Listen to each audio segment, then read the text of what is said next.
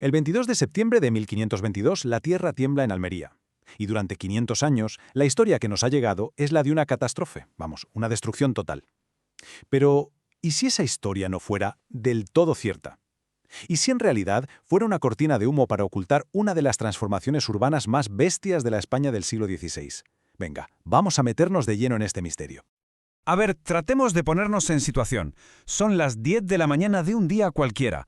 La gente está a lo suyo, y de repente, un estruendo aterrador que parece salir de las entrañas de la Tierra. Para la gente de aquella época, que no tenía ni idea de placas tectónicas ni nada de eso, esto no era un simple desastre natural, no, esto era la ira de Dios, una señal del apocalipsis. El pánico tuvo que ser indescriptible, absoluto.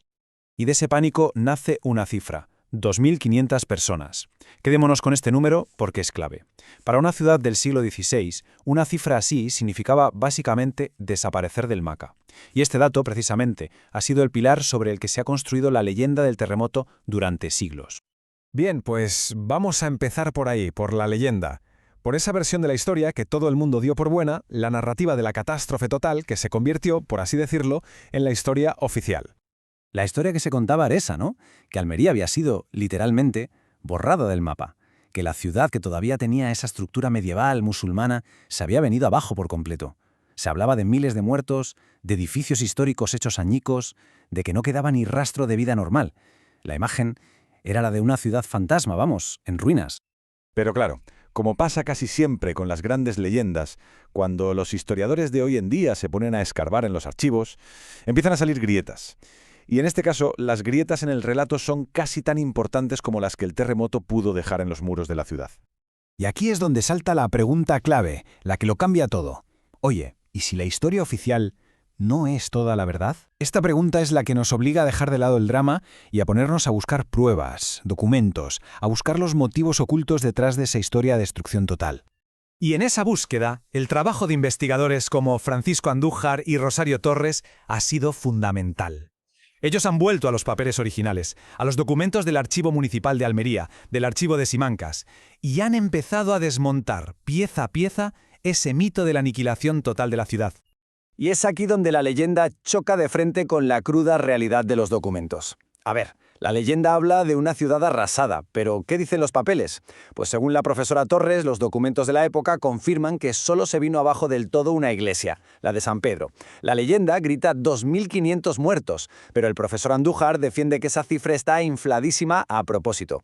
Se decía que la ciudad se paralizó por completo, pero ¿qué va? Los archivos demuestran que el ayuntamiento se siguió reuniendo. Es más, se seguían pagando jornales para obras que en teoría deberían estar en ruinas. O sea, que algo no cuadra. Entonces, la cosa empieza a estar clara.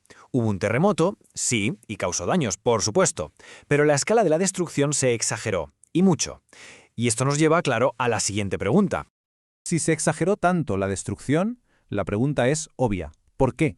Porque nadie exagera una catástrofe así por las buenas. Como explica el propio profesor Andújar, lo normal cuando pasa algo así es que las autoridades, pues que inflen un poco el desastre para conseguir más ayudas. Pero es que aquí había mucho más en juego que solo dinero. La respuesta está en una auténtica lucha de poder por el futuro, por el alma misma de Almería. El terremoto fue la excusa perfecta, la herramienta ideal para zanjar un debate enorme sobre cómo debía ser la ciudad, una ciudad que, no lo olvidemos, acababa de ser conquistada a los musulmanes.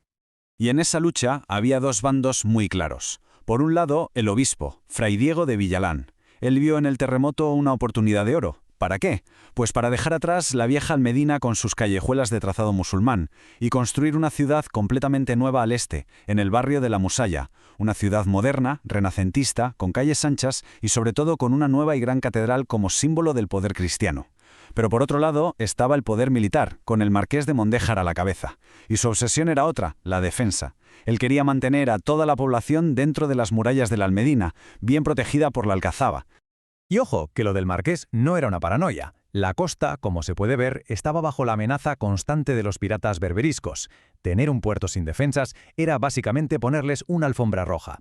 Para los militares, la idea de despoblar la zona fortificada de la Almedina era una auténtica locura estratégica.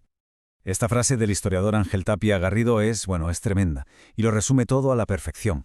El terremoto actuó como un cirujano que extirpó la Almería musulmana. O sea, no fue solo un desastre, fue un bisturí, una especie de intervención divina, o al menos muy conveniente, que permitía cortar por lo sano con el pasado y construir un futuro totalmente nuevo a la medida de los nuevos dueños de la ciudad.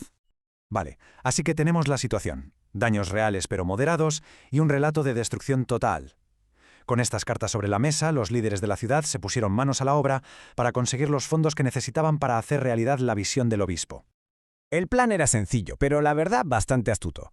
Primero, se mandó un informe al rey, a Carlos V, pintando un escenario absolutamente apocalíptico. Segundo, se insistió mucho en el peligro militar. Si no se ayudaba a Almería, la puerta de entrada a Granada quedaba totalmente desprotegida. Y tercero, pues la estrategia funcionó a las mil maravillas. El rey picó el anzuelo.